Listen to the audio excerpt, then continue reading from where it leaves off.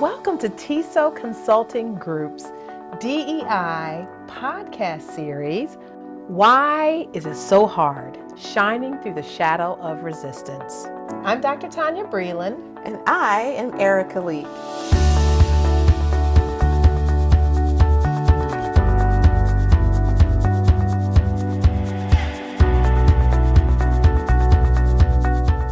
Welcome back.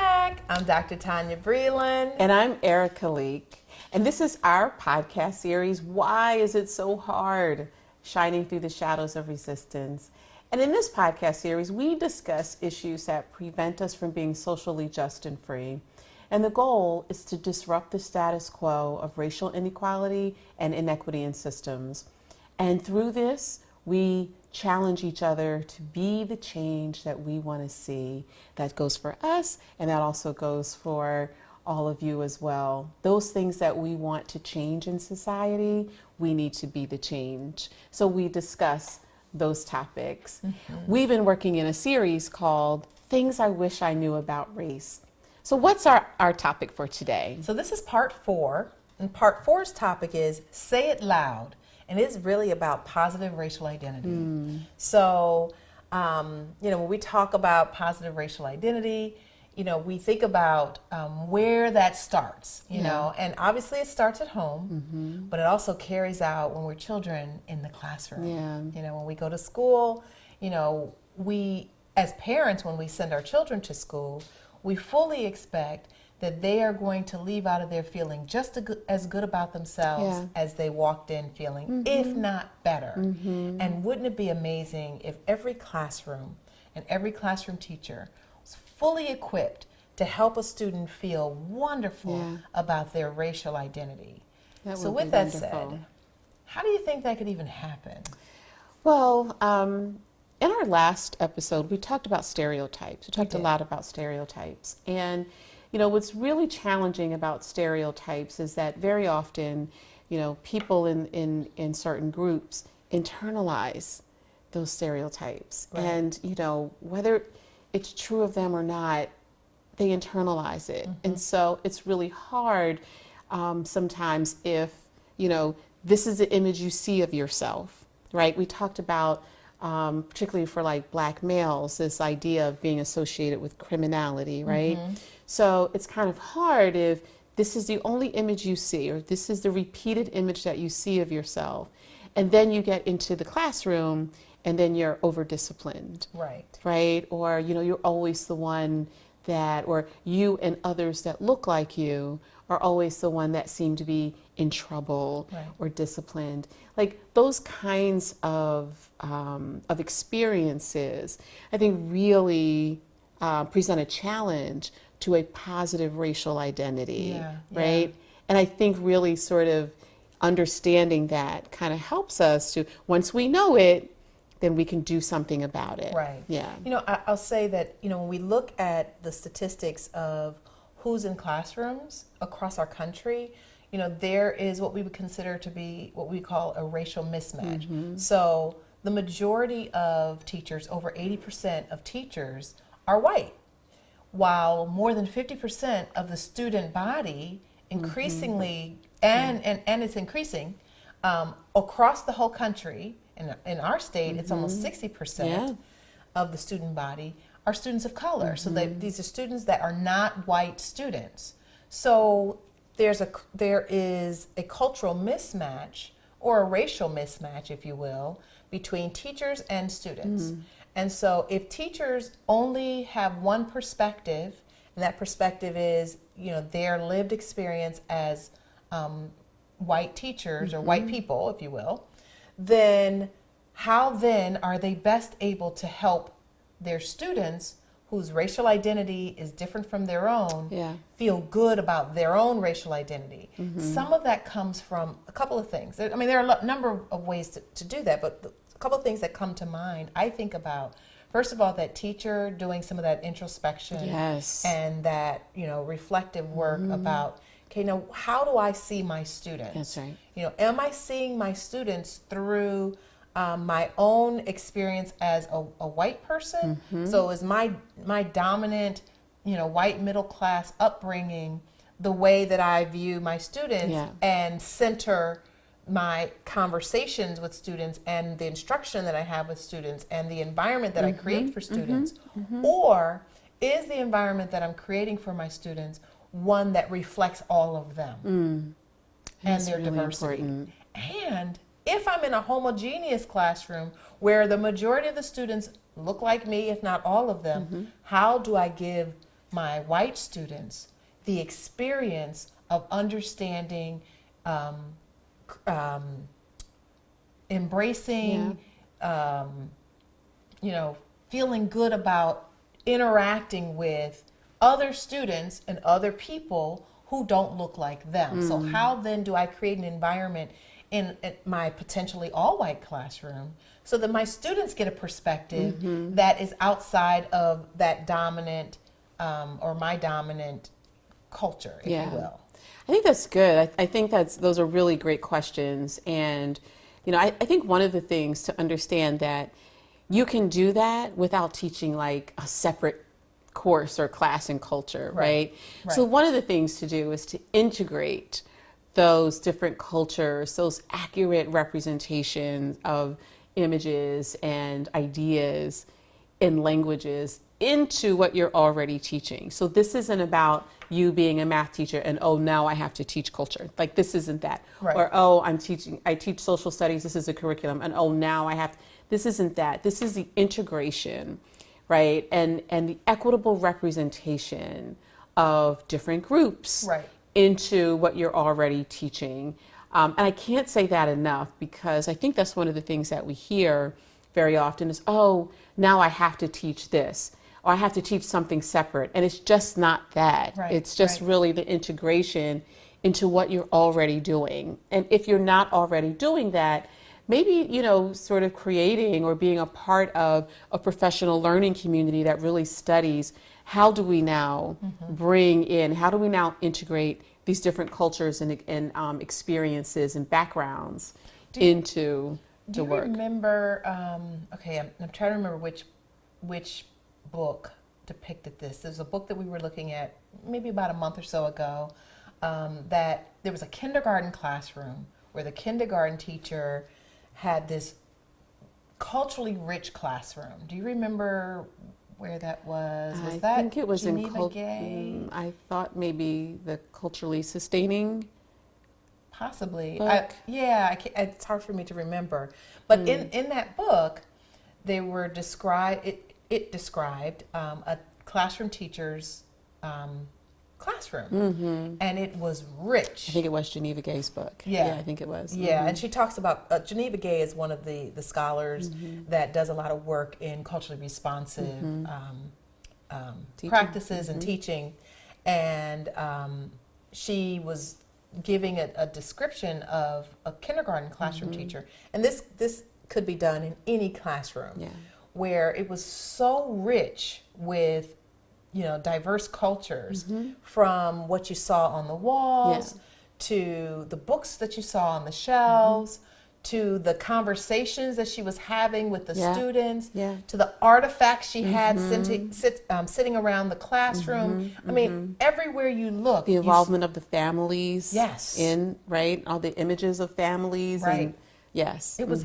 everywhere, and it was beautiful. It was such a beautiful depiction, and it doesn't have to be a kindergarten classroom. It can be any classroom where a student walks into that classroom and they feel like culture and ethnicity and race is like fully embraced in this room. And I belong here. I belong here is huge. And I belong here. I belong in this space, and so do my classmates who may not look like me, or they may even speak other language. They belong here too. We all belong here. And even when the student, I remember they were going to read a book in the classroom, and one of the students said, I want to choose this book. And it was about, if I remember correctly, it was about Japanese culture, because one of his classmates, the student recognized, my classmate, I saw this classmate over the weekend, and I think I'd like to honor this classmate's culture by reading a book about this classmate's culture. And so the teacher reads the book to them, because they're 5-year-olds and they aren't readers yet. But, the fact that this was just a part of the way that they did life Right. in that classroom. Right. And this was maybe like a couple months into the school year. That's right. This was very much a part of their culture. That's right. And so they were, which meant, number one, they were having conversations about race and ethnicity. Yeah. And the kids were 5. And nobody was offended. No, right? no. Right? And it didn't take away from the rigor, because if you read that this was a rigorous approach to education for 5-year-olds, and they honored each other, they themselves were honored. I mean, it was, she had relationship with them, obviously, and it was relevant. It was relevant to them. I feel like the first grade teacher has a lot of pressure. Yeah. Because those kids are going to walk, when they left that kindergarten classroom, when they walk into that first grade classroom, if they don't see representation, those 5, 6-year-olds, we're going to have something to say. Yeah. Because it was so much a part of that classroom dynamic. Right. Like every aspect of it was about like celebrating one another. Right. And what if every classroom in every school across America looked like that? Yeah. That would be phenomenal, right? And imagine the strides in interactions with each other and our cultural and our racial, relations and everything. Imagine that. Imagine how phenomenal that would be. And I think about how uncomfortable people are talking about race, and so we often hear teachers say, well, I don't want to say the wrong thing. I don't know what to say. I don't know what to say, and it's because they have not been taught to embrace racial differences. Right. It's really about the celebration of the differences. Right. Because even in that scenario where the 5-year-old boy was like, oh, I want to read something about Japanese culture because my friend who I saw over the weekend is Japanese. Like, that's a recognition of difference. Absolutely. Right? That's a recognition of difference, and it was totally fine. Okay, let's read about it. Let's talk about it. Right. And I think we really haven't been, particularly like in our, having gone to high school in the 80s, we really did not have permission. And going to college in the 90s, there really wasn't like this permission to talk about race. I mean, as African Americans, I think we talked about race all the time. Sure. But never in my classrooms, particularly where I had, white professors, white teachers. It just wasn't something that we did, very often. And so I think kind of being in the space where we have permission, we have license to talk to each other and to ask questions and to have this racial discourse is really important. Right. Yeah. I agree with you. And I think what it does is it helps students develop a healthy image of other people, and it's it combats bias. Yeah. So, obviously we've talked about bias in previous episodes, and when we think about, bias does, you don't just wake up to tomorrow and all of a sudden you have bias. That's right. Bias is ingrained. Yeah. It comes as a result of exposure, Right. Really exposure to certain ideas and concepts and images and hearing things, or not hearing or seeing things. We've said this in previous episodes as well. Like as children, if you only see your parents, interacting with one group of people, that creates bias. So the child may ask questions. Well, how come we don't have friends that look like, these other people? Or how come all of they may ask those questions, but if the parents never expose them, or if they overhear parents speaking negatively about groups of people, very early on they develop bias. And if kindergarten through even preschool all the way up, because preschool students are the first to recognize differences. They're the first to recognize that. And they do. They're not too young. Right. They do recognize those differences. They do. They certainly do. But I want to, when we think about like positive racial identity, part of the challenge that we have with that, for students is that very often, if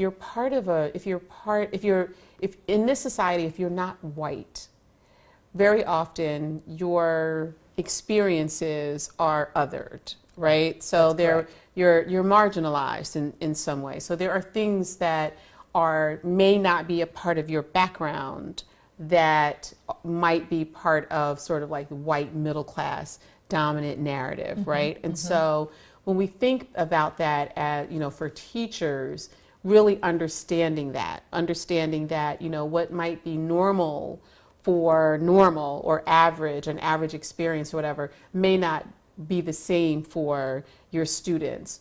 And so decentering that is really important. Right. So how do we get into a space where we decenter whiteness?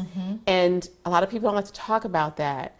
But when we think about our students, when we think about you talked about, the statistics around over 50%, I think it's something like 60% of students, particularly in New Jersey, but this is a national trend, right? That the students that we have are increasingly diverse. They are diverse. We have diverse groups of students. And so how then do we make sure that the expectations, the norms, the practices, the language, all of that honors their experiences and their backgrounds, while we're teaching our content, while we're teaching, our standards. So how do we make sure that that happens and decenter, right, whiteness? I mean, I think that's, and you used the word reflection earlier, and I think that that's really important to understand, okay, so why am I practicing what I'm practicing? Why do I do what I do? I think is really important too. Yeah, I think inviting diverse perspectives. Yeah. So that means that, we can't expect anybody. We are not experts on all cultures. We're nowhere close to that. Yeah. And we don't expect teachers to be either. Right. But we know that the more we learn about different cultures, the more that we invite opportunities to learn, we can learn different perspectives as well. So, teachers have an opportunity. This is where you can tap into your community. Look into, even if your classroom is homogeneous and the vast majority of them are one ethnic group or another, they may match yours or they may not match yours, but there's an opportunity for you to say, okay, how can we look at the community around us or the world around us and invite these different perspectives into the classroom? So it may mean, the books or the films or actual individuals coming in, to the classroom. There are opportunities that teachers can take advantage of that they often don't take advantage of. That's right. And I think, really being intentional about that, I think is going to be important. So there are civic groups, out there that would love to interact with schools, love to interact with classrooms, and would just love to come in and talk about what they do for a living. It's not even really, because I think in this polarized society, we tend to think in terms of polarization. I don't want them to come in here and say the wrong thing. But if you ask them to come in and say, if you ask somebody from another culture to come in and just talk about a recipe from their mom or something like that, I mean, those kinds of things people come in and do willingly, talk about what they do for a living. If somebody is, is an engineer or does something in another, just come in and talk about it. It's really important for not just students of that particular cultural background, but for other students to see that as well. I think that's hugely important. And so, even if you're afraid about, I don't want them to come in and, ask them for something really specific, something that the kids are learning that they could come in and talk about. And it doesn't have to be, a full hour. It could just be, if you're concerned about time, because I know as a teacher, I was always concerned about how much time do I have to teach, it could be, okay, can you come in for 20 or 30 minutes and just explain blank? When you do that often enough, one, the community really feels like they're a part of the schooling, the education that's happening, in their community, but also kids feel more connected, to what's happening as well. I remember a project we did as children, and it was in elementary school. I feel like it was 5th grade, but I don't remember specifically. It might have been 6th grade. But the project was for us to do a report on a country in Africa, which was interesting, So I chose one of the countries. I chose Niger as the country that I studied, and every member of the class, had an opportunity to choose a different country, and we read about that country. we wrote about that country, and we reported it to our classmates. So now we're hearing, about, a lot of people say the country of Africa, it's a continent. You're right. But, we were learning about the continent of Africa. I don't even know what the curriculum called for, but this teacher, whoever it was, and I just cannot remember, said, I want to expose my students to, culture from the continent of Africa, which does not look the same from country to country to country. Right. That's right. And so, and this was not an all-black school, by the way. It was like a diverse school, was integrated, and this was the project that we embarked upon. And I'm like, kudos to that teacher back in the 70s, by the way, who said, I want to expose my students to culture beyond. And the teacher was a white teacher, because that's pretty much what I had most of my schooling. I did have a couple of black teachers, but this teacher was like, let's expose our students. How powerful that was. And I remember it. Here I am decades later, and I still remember that we did this project, that focused on, culture that was not the dominant culture, if you will. And it did not require the teacher to be an expert. No. Right? It did not require the teacher to be an expert on African cultures. That's correct. Right? So the teacher, so very often we hear, like, I don't want to say the wrong thing, I'm not really sure what to say. And that's understandable, but then how do you can create these experiences where you just don't have to be the expert. Right. Yeah. Right. And imagine, and like you said, you still remember it, right? So we still get this connection between, young Tonya and others, spaces where people, look like you. Right. Right. And when we think about cultivating that positive racial identity, those are the kinds of, rigorous, relevant kinds of instructional activities that really go a long way. They really do. Yeah. Right. They really do. I also think that if we can empower student voice, and so, empowering student voice works for so many different reasons. Because number one, students take ownership over the learning that's happening. They take ownership over just the school, the classroom, the environment. They feel that they're contributing, that they're seen and heard. Like somebody sees you, somebody hears you. That means that you belong here. You belong here. When we say, hey, diverse students, we would love to hear about your lived experiences. I'm saying to my student, I see you. Yeah, that's right. You. That's right. And you matter. You matter. And you matter. Yep. And I think student voice is one that is consistently overlooked. Yes. And from all grade levels. And from all grade levels. And when we think about let's bring in the education community, we consistently overlook students, and when we're thinking about, rolling out a new whatever, or, we consistently overlook those really important voices, because they'll tell you, right? Absolutely. They'll tell you. If we listen. If we listen. If we listen. Yeah. And if we make the space safe enough for them to do it, right. they will let us know. Yeah. We think sometimes we'll open a training by asking the question, how are you wounded by school?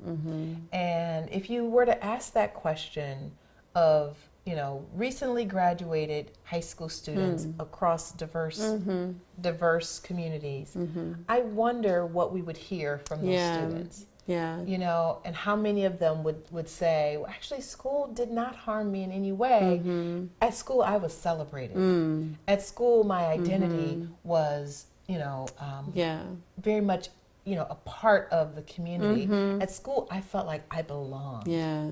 Yeah, I mean, it'd be powerful. It would be, and I wonder, in those spaces where kids belong, very often it's because they're heard and they're seen, right? And they feel like they have voice. I belong in spaces where I have voice, right? And Absolutely. so, that's so hugely critical and important. I think also what's important, we talked about it a little bit earlier, is that collaboration with families. Like, I just want to really kind of focus on that for a sec, because very often I think that's the other side. Like we talk about student voice missing, very often, family engagement is missing as well. And there are times when the challenge is teachers will say, I can't, my parents won't reach out to me, or, I can't get in touch with them. And to that, I would say, keep trying, right? Or look at the methods that you're using. Maybe there's another method to use. I know that I worked in districts where parents worked hard and a lot, and it was really challenging to, catch up with them, to really talk to them. But when I was able to, for whatever reasons, and a lot of times, it was the spaces that we created for student voice. So student performances or student presentations, parents would be right there. That's right. Right there.